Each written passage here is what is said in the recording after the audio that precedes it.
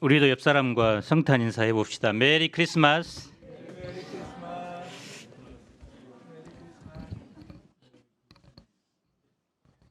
마태복음 1장 23절을 같이 읽겠습니다. 시작.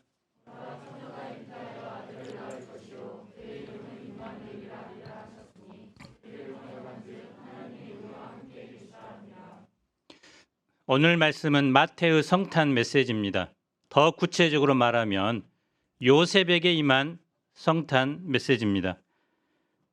족보를 통해 예수님이 아브라함과 다윗의 자손으로 오시는 메시아임을 보여줍니다. 이 시간 예수님의 이름에 나타난 뜻을 통해서 예수님께서 하실 일이 무엇인지 깨닫는 시간이 되기를 기도합니다. 제1부 예수님의 족보 1절을 읽어봅시다. 시작. 계보란 족보입니다. 창세기에 10개의 족보가 나옵니다. 누가 몇 세에 누구를 낳고 죽었더라라는 말로 반복됩니다. 그런데 예수님의 족보에는 죽고라는 말이 없습니다. 낳고라는 말만 40번 나옵니다. 예수님의 족보가 생명의 족보임을 말해줍니다. 왜냐하면 예수님의 죽음을 통해 사람들이 생명을 얻기 때문입니다. 마태는 예수님을 소개하면서 예수님이 아브라함과 다윗의 자손임을 말합니다. 이스라엘 민족의 조상인 아브라함, 그리고 메시아의 그림자인 다윗을 이야기합니다. 하나님께서는 아브라함과 다윗의 후손 가운데서 메시아를 보내겠다고 약속하셨습니다. 창세기 22장 18절을 읽어봅시다. 시작.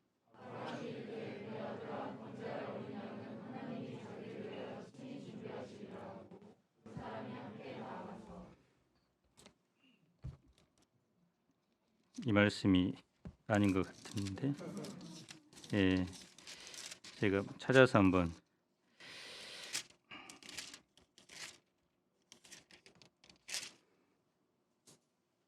(22장 18절에) 또 내 씨로 말미암아 천하 만민이 복을 받으리니 이는 내가 나의 말을 준행하였음이니라 하셨다. 그래서 씨 단수인데요. 아브라함의 씨를 통해서 천하 만민이 복을 받으리라고 예언합니다.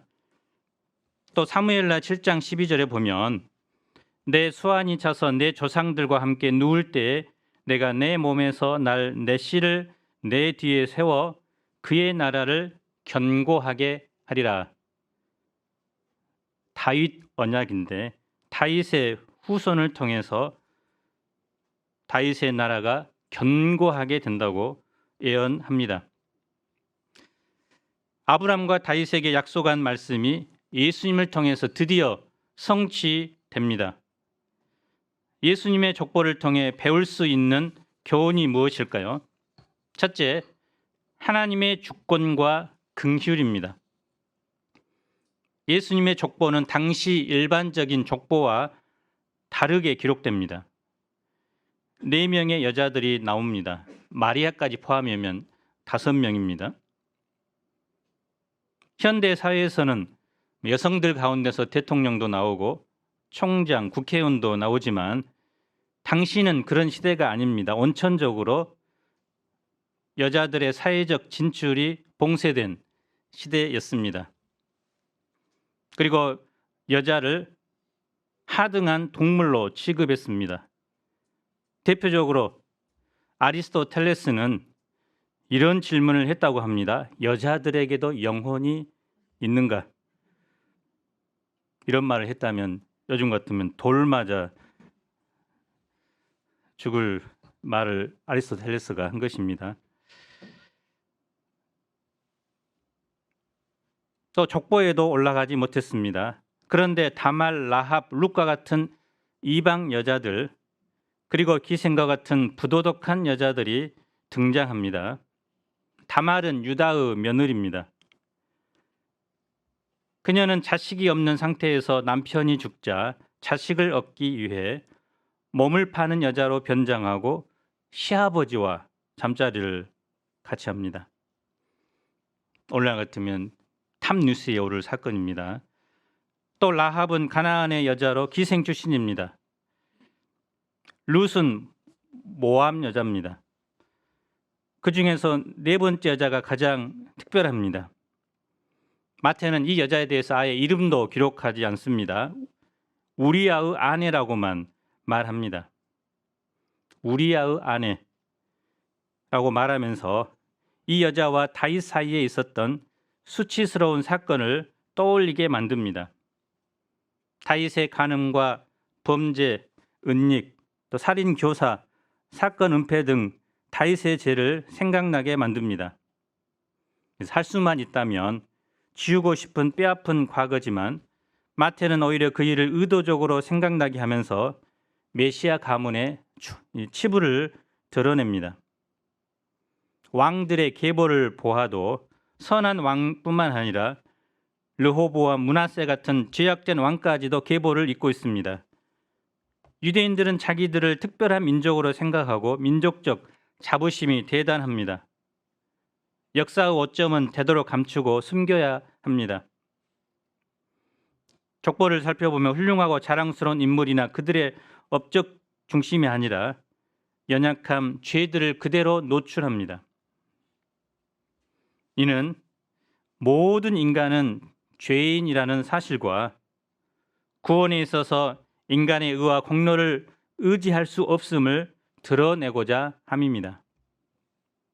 하나님은 인간 조건이나 신분, 인종, 또 도덕성을 초월하여 주권적으로 사람을 택하여 구원 역사에 쓰시는 헤세드의 하나님이십니다.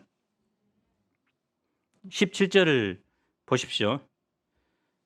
마태는 이스라엘의 역사를 아브라함부터 다윗까지, 다윗부터 바벨론으로 사로잡혀 갈 때까지, 또 바벨론으로 사로잡혀간 후부터 그리스도까지의 세 시기로 나누고 있습니다.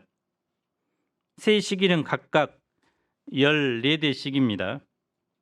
그래서 어떤 역사가는 이 시기에 대해 아브라함부터 다윗까지를 방황과 노예의 시기, 다윗부터 바벨론에 잡혀갈 때까지를 불순종과 실패의 시기, 바벨론 포로부터 그리스도까지를 포로와 좌절의 시기라고 분류했습니다. 그래서 이스라엘 역사는 방황과 불순종과 좌절의 역사였다는 것입니다. 찬란했던 다윗 왕국은 그의 아들 솔로몬 때에 잠깐 꽃피었다가 남과 북으로 분열되고 그 이후 북이스라엘은 혼합주의와 우상 숭배의 죄를 반복하다가 300년을 넘기지 못하고 멸망했습니다. 남유다도 500년을 못 가서 바벨론의 포로가 되고 그 이후 계속해서 열강들의 식민 통치를 받습니다. 성경을 살펴보면 창세기 1, 2장만 완전 무결한 하나님의 창조의 세계를 말하고 또 계시록 21, 22장은 하나님이 회복하실 완전한 새 하늘과 새 땅의 모습을 기록합니다. 그런데 그 사이인 창세기 3장에서 계시록 20장까지의 긴 기록은 인간의 죄의 역사인데 이것을 한 단어로 말하면 엉망진창입니다.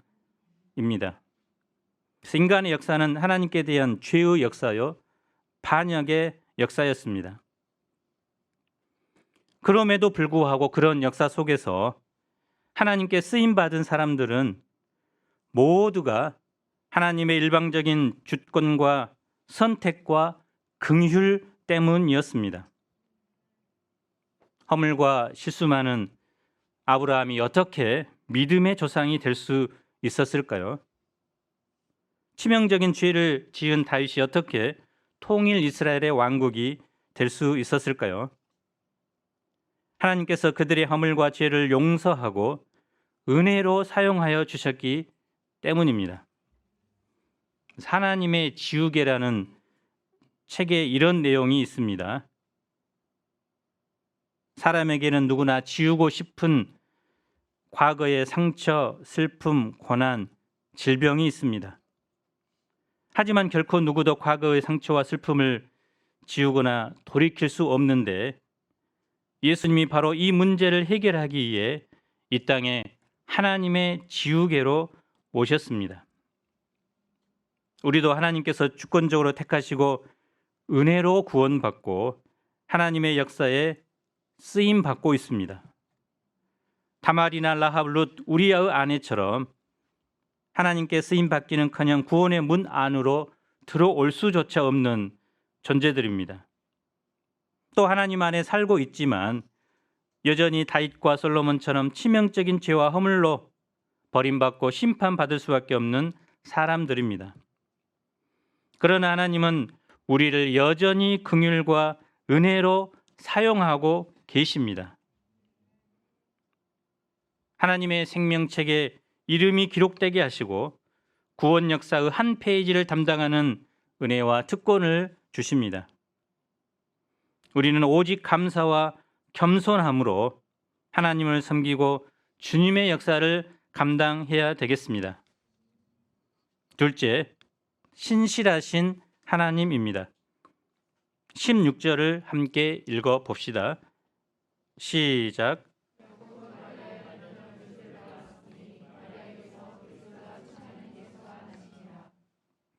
요셉은 예수를 낳았다라고 기록하지 않습니다. 요셉을 마리아의 남편으로 소개합니다. 그리고 마리아에게서 그리스도라 칭하는 예수가 나신이라고 말씀합니다. 나신이라는 말은 신적인 수동태로서 예수님을 낳은 분이 하나님이다라는 것을 보여줍니다. 그래서 모든 사람은 인간이 낳았지만 예수님은 하나님이 직접 낳으셨다는 것입니다.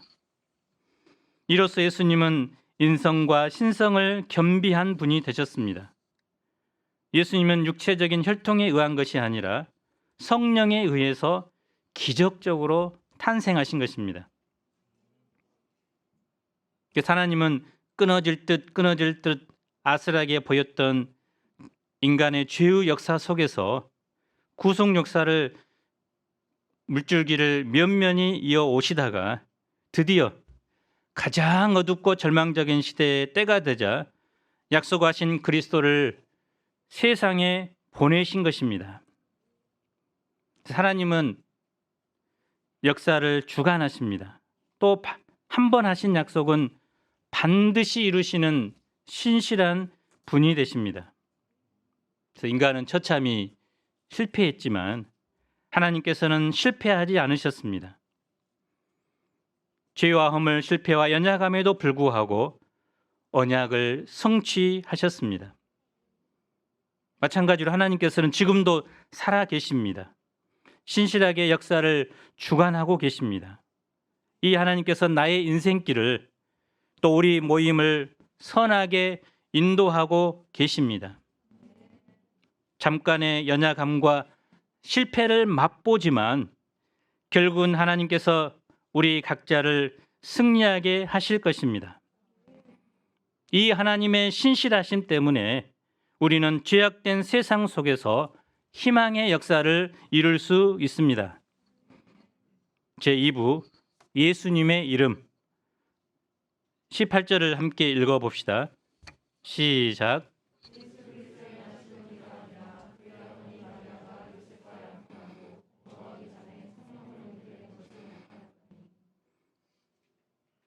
유대에서 약혼은 결혼 앞서 1년 정도 유지가 되는 관계로 법적으로 결혼과 똑같은 효력을 갖습니다. 이 기간 동안 신랑은 신부와 함께할 집과 세간살이를 준비합니다. 또 여자는 순결을 지키며 신부 수업을 합니다. 그런데 마리아에게 어떤 일이 일어납니까? 마리아가 입덧을 합니다. 점점점 배가 불러옵니다. 요셉이 받을 충격이 어떠했을까요?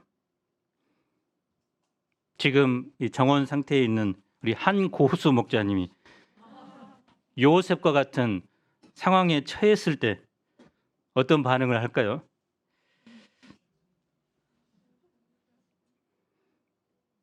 마리아가 요셉에게 요셉 절대 오해하지 마세요. 나 성령으로 잉태되었어요. 아무리 말한다고 해도 요셉은 그러한 역사를 경험하지 못했기 때문에 이해할 수도 없었고 받아들일 수도 없었습니다.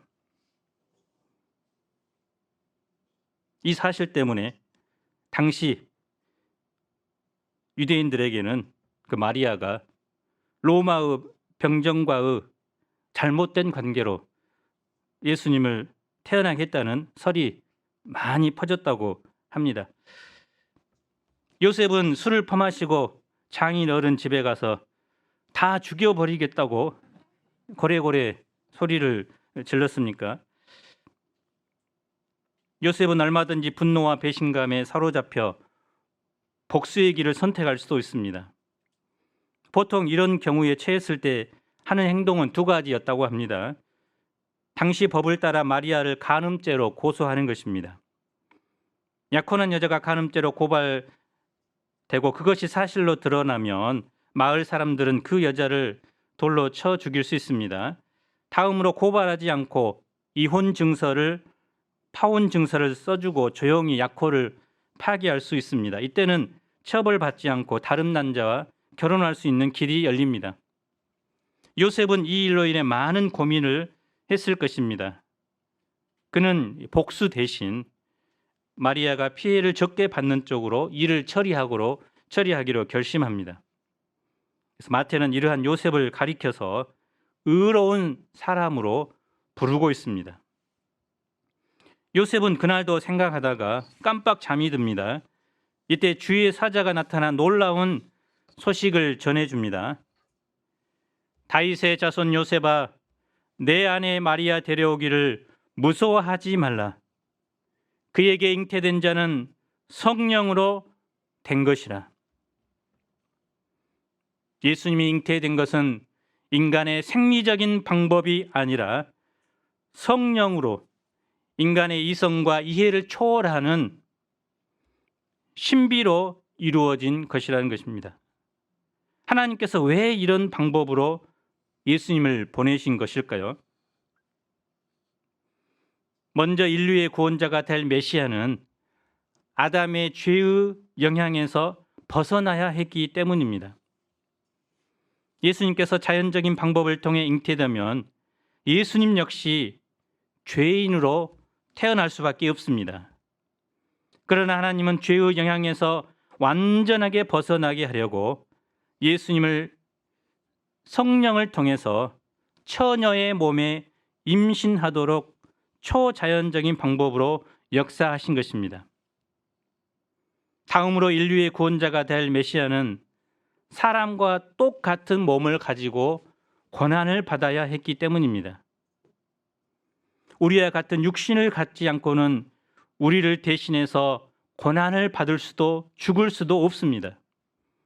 이러한 사람들이 생각하지 못한 독특한 탄생 과정으로 인해 예수님은 신성과 인성을 모두 가지신 분이 되셨습니다. 그래서 기독교의 성령에 의한 동정녀 탄생 교리는 하나님의 지혜요 신비요 능력입니다. 주의 사자는 계속해서 마리아가 낳을 아들의 이름을 친히 알려줍니다. 이는 그가 와서 하실 일이 무엇인가를 보여주는 것입니다. 마리아가 낳을 아들의 두 이름 속에 담긴 그리스도는 어떤 분이 되실까요? 첫째, 예수님은 구원자가 되십니다. 21절을 함께 읽어봅시다. 시작.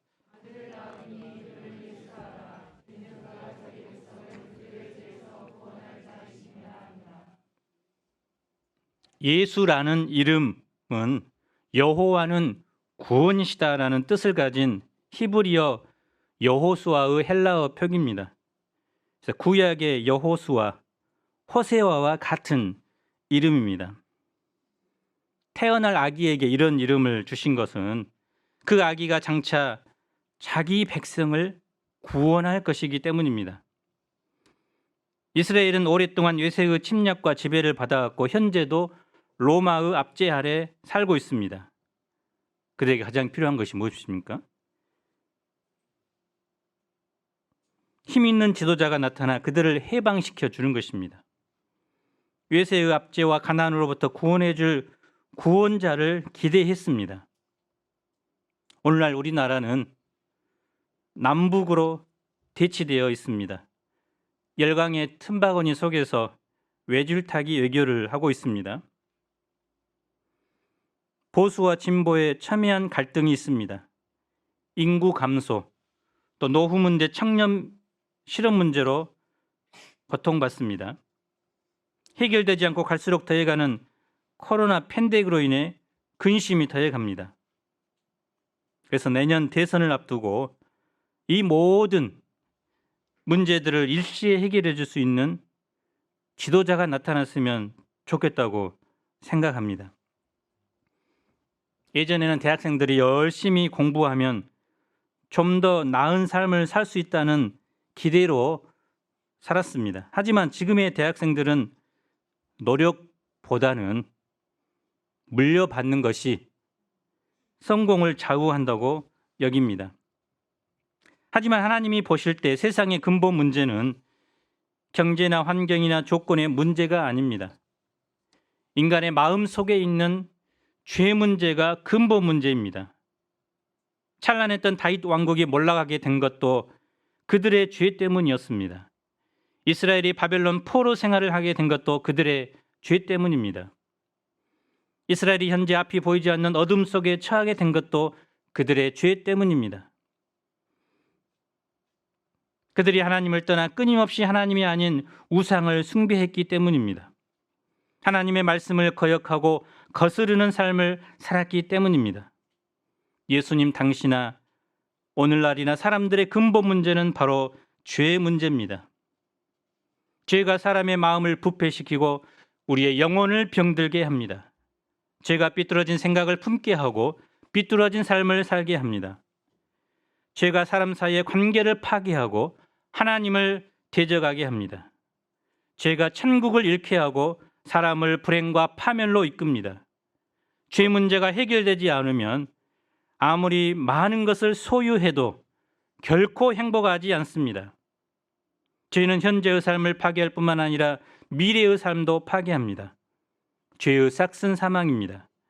인간은 죄로 인해 죽게 됩니다. 그러나 더 무서운 것은 죽음 이후에 불과 유황으로 타는 못에서 영원토록 고통하게 된다는 것입니다.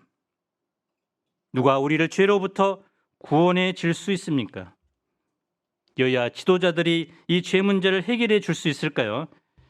오직 이 땅에 오신 하나님의 아들 예수님께서 우리의 모든 죄를 해결해 주십니다. 우리는 성탄절이 되면 메리 크리스마스라고 인사합니다. 왜 즐거운 성탄절입니까? 선물을 받기 때문입니까? 하루 쉬는 날이기 때문입니까? 바로 예수님께서 우리의 죄를 해결하기 위해서 이 땅에 사람의 몸을 입고 오셨기 때문입니다. 우리는 죄가 용서받는 것 때문에 감사합니다. 우리가 이번 성탄절 죄 용서의 기쁨으로 충만하기를 기도합니다. 무엇보다 주님께 회개하지 못한 숨은 죄악이 있다면 그 죄를 주님께 들고 나가 회개함으로 진정한 죄의 용서와 기쁨을 회복하는 성탄절이 되어야 되겠습니다. 세례 요한은 예수님을 보자마자 이렇게 증거합니다. 보라, 세상 죄를 지고 가는 하나님의 어린 양이로다. 성탄절 이후 우리가 모든 죄의 문제를 해결하고 이제 예수님을 온전히 섬기는 사람들이 될 수 있기를 기도합니다. 둘째, 예수님은 자기 백성과 함께하는 분이십니다. 23절을 함께 읽어봅시다. 시작.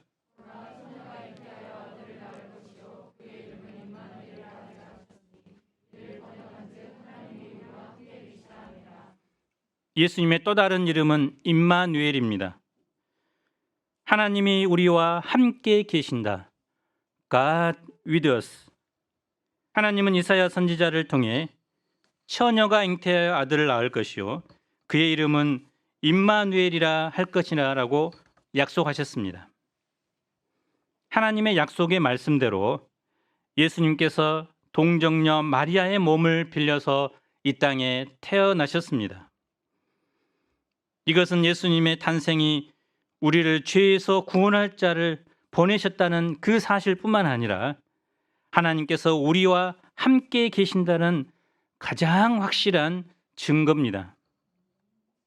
하나님의 아들 예수님께서 이 땅에 오셔서 하신 일이 무엇이었습니까?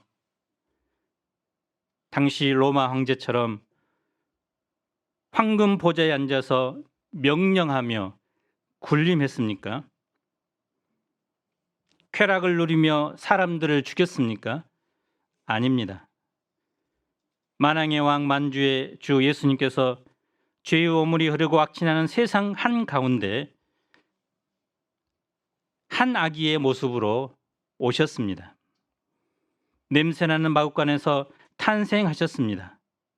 사는 날 동안 목수로서 가난한 생활을 하셨습니다. 죄인들과 함께 거하며 식사하며 교제하셨습니다. 쉬지 않고 하나님의 말씀을 가르치고 병든 자를 고치고 귀신 들린 자를 온전하게 하셨습니다. 제자들의 냄새나는 더러운 발을 씻겨주셨습니다.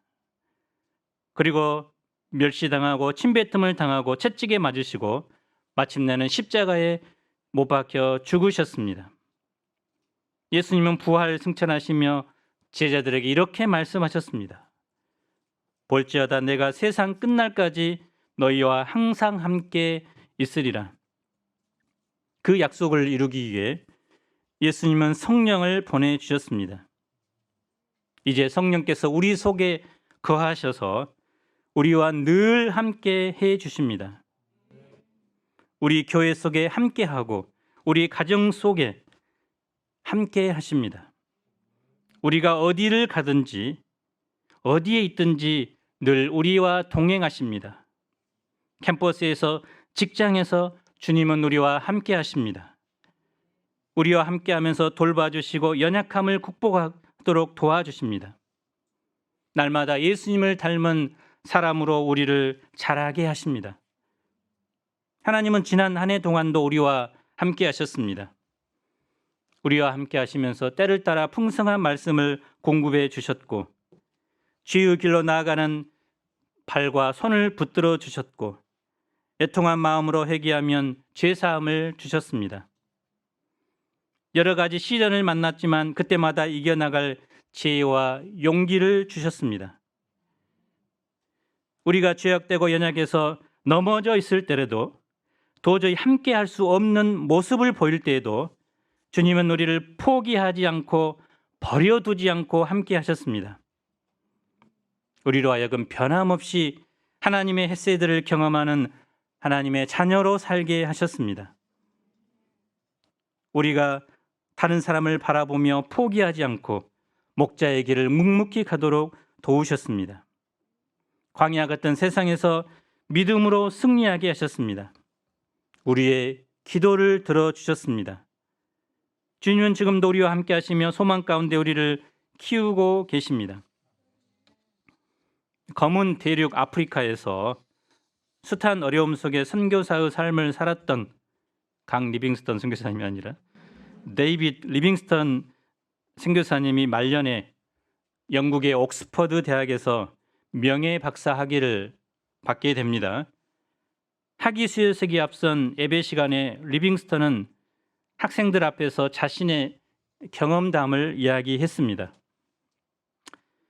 무덥고 짜증만 나는 한낮이 계속되고 또 춥고 소름 끼치는 그 많은 밤 동안 자신과의 싸움을 계속했노라라는 리빙스턴의 말에 많은 학생들이 고개를 끄덕였습니다. 그리고 그는 또 말하기를 온갖 짐승의 공격과 인디안의 방해로 당한 고통도 이만저만이 아니었다라고 했습니다. 사실 그의 오른팔은 사자의 공격으로 불구가 되어 있었습니다. 리빙스턴이 연설을 마치자 한 학생이 손을 들고 일어섰습니다. 선생님으로 하여금 아프리카 생활을 잘 이겨내도록 한 비결이 있었다면 그것이 무엇입니까? 리빙스턴은 잠시 생각에 잠기더니 입을 열었습니다. 내게 있어 비결은 아무것도 없었습니다. 그저 내가 세상 끝날까지 너희와 항상 함께 있으리라 하신 예수님의 말씀과 그분의 십자가가 나를 끝까지 붙들어 주었을 뿐입니다. 함께하는 것도 중요하지만 더욱 중요한 것은 누구와 함께하는가, 어떻게 함께하는가입니다. 예수님은 우리와 함께하시기 위해 하늘에서 내려오셨습니다. 또 집을 만드시고 우리와 거주하십니다. 우리도 부부가 되고 가족이 됩니다. 그러나 같은 공간에 함께 있더라도 함께하지 않을 수 있습니다. 동역자가 어떤 아픔이 있는지, 또 어떤 어려움이 있는지, 또 무슨 생각을 하고 있는지 모르거나 잠만 자는 동거인 수준으로 거하기 쉽습니다. 그것은 함께하는 것이지만 결코 함께하는 것도 아닙니다. 사랑하면 가까이 있고 싶고 사랑하면 함께하고 싶고 헤어지면 가슴이 아픈 것이 사랑의 속성이라고 합니다. 근접학이라는 학문이 있습니다. 이것은 사람과 사람 사이의 공간을 연구하는 학문입니다. 이 학문은 인간이 다른 사람과 얼마만큼의 공간이 필요한지, 또 공간이 인간의 심리, 환경, 문화에 어떤 영향을 끼치는지를 연구합니다. 한 예로 영화관에서 한 자리를 차지하고 있는데 웬 낯선 사람이 들어옵니다. 그 사람은 넓은 공간을 놔두고 하필이면 바로 내 옆에 앉습니다. 이때 우리는 이런 생각을 합니다. 이 사람이 왜 내 옆에 와서 앉지? 좀 멀리 떨어져 앉으면 좋을 텐데 차라리 내가 자리를 옮길까? 이런 생각을 합니다. 나의 공간을 모르는 사람에게 침범당했기 때문입니다. 지나치게 가까이 다가온 그 사람으로 인해 불편해합니다. 반대 현상도 있습니다. 당연히 내 옆에 앉을 줄 알았던 친한 친구가 나와 몇 자리를 떨어져 앉으면 마음이 불편해집니다. 친구가 나에게 서운한 일이 있었는지 생각합니다. 인류학자인 에드워드 홀은 인간이 가지는 삶의 자리로서 공적인 자리와 사적인 자리를 구별하면서 보통 4가지 공간 구역이 설정된다고 했습니다. 첫째는 친밀한 영역입니다. 친밀감을 느낄 수 있는 거리는 스킨십이 가능한 45cm까지 친밀한 영역이라고 합니다. 이것은 사랑하는 사람들이 개인적인 대화를 함께 나누는 거리입니다. 애인들과 배우자, 엄마와 자녀에게 적용됩니다. 이들에게는 이 거리에서 조금 멀어지면 불안해집니다. 둘째는 개인적인 영역입니다. 45cm부터 1.2m까지의 거리로서 자기 영역을 만들어내는 거리라고 할 수 있습니다.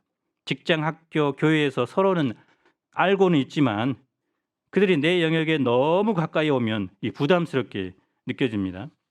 셋째는 사회적인 영역입니다. 1.2m에서 3.5m까지의 거리에 해당합니다. 개인적인 용무가 아니라 일반적인 일을 할 때 생기는 거리입니다. 지하철을 타거나 백화점에서 쇼핑할 때 잘 알지 못하는 사람이 지나가도록 만드는 거리가 1.2에서 3.5m 정도 됩니다. 넷째는 공적인 영역입니다. 이것은 3.5m에서 시야가 미치는 영역입니다. 공적인 모임이나 학교에서 강연 등을 할 때 적용되는 거리입니다. 남자들은 이 거리를 굉장히 정확하게 지키려고 하지만 여자들은 이 거리를 쉽게 무너뜨리려는 경향이 있습니다. 그러나 한 가지 분명한 공통점은 서로 좋아하면 가까이 가려 한다는 것입니다. 서로 사랑하면 개인적인 공간도 쉽게 무너집니다. 사랑하는 사람들에게는 내 공간에 언제든지 들어와도 괜찮다고 말합니다. 그러한 자리가 진정한 친구의 자리, 연인의 자리, 부부의 자리입니다.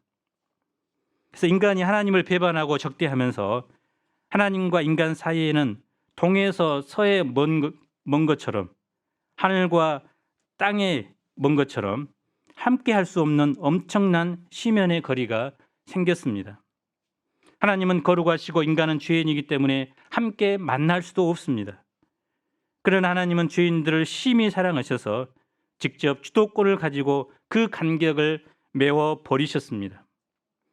이 땅에 예수 그리스도를 보내주셔서 하나님과 인간 사이의 거리를 이어주신 것입니다. 그리고 이제는 그 하나님께서 우리 속에 들어오셔서 이제 하나님과 나는 완전한 연합의 관계로 만들어 주셨습니다. 사람과 사람 사이에도 사랑이 약해지면 거리가 멀어집니다. 우리 지금 한 50cm 정도 된 것 같은데. 그러나 사랑하면 멀리 떨어져 있어도 마음의 거리는 가깝습니다. 어릴 적 외국에 입양된 자식이 커서 부모를 만나고자 찾아오는 일들을 가끔 봅니다. 부모도 자식을 늘 그리워합니다. 남북 간에 분열이 되었어도 사랑하는 가족이 반대쪽에 있다면 서로 간에 평생을 그리워하게 됩니다.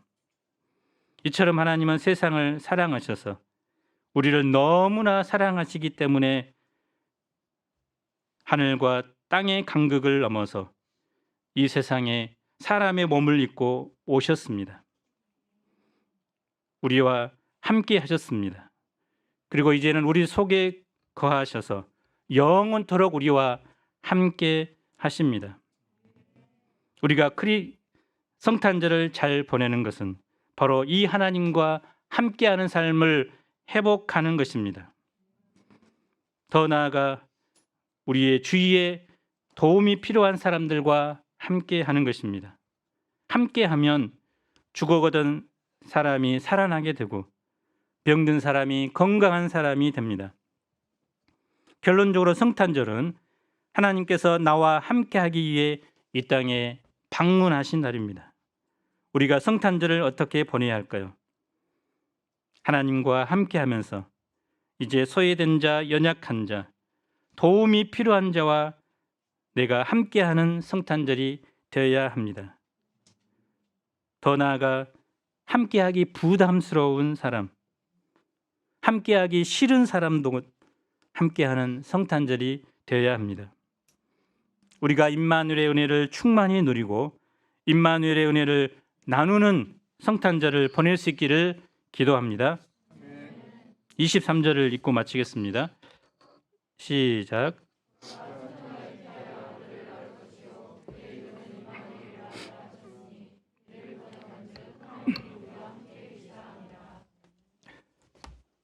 하나님 아버지, 도저히 하나님의 역사에 쓰임받지 못할 자들을 일방적으로 택하시고 구원하시고 또 하나님의 통역자들로 부족하고 연약하지만 이날까지 사용하여 주셔서 감사합니다. 이 하나님의 놀라운 긍휼과 사랑을 늘 심령에 깨닫고 감사하는 삶을 살게 도와주십시오.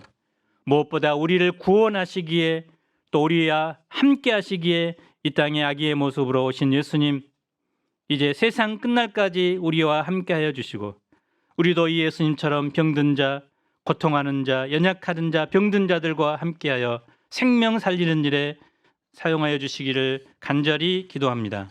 예수님 이름으로 기도합니다. 아멘.